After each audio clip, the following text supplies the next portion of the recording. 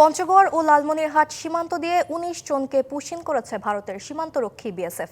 ভোরে সদর উপজেলার মিস্ত্রিপাড়া ও পেদিয়াগঞ্জ সীমান্ত দিয়ে তাদের পুশিন করা হয়। বিজিবি জানায়, উপজেলার মিস্ত্রিপাড়া সীমান্ত দিয়ে বিএসএফ ১১ জনকে পুশিন করে। বিজিবির দাবি, ঠেলে পাঠানোদের মধ্যে ৭ বাংলাদেশি ও ৪ জন ভারতের নাগরিক। এদিকে পেদিয়াগঞ্জ সীমান্ত দিয়ে বিএসএফ ৫ বাংলাদেশিকে ঠেলে পাঠায়। পরে তাদের আটক করে বিজিবি।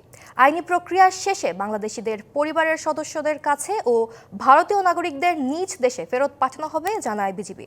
এছাড়া লালমনিরহাটের হাতীবান্ধা সীমান্ত দিয়ে আরও ৩ জনকে পুশিন করে বিএসএফ।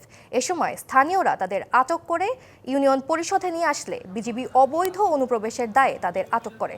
সকালে উপজেলার গোতামারি সীমান্ত দিয়ে বাংলাদেশে প্রবেশ করে তাদের জিজ্ঞাসাবাদ করে পুলিশের কাছে হস্তান্তর করা হয়।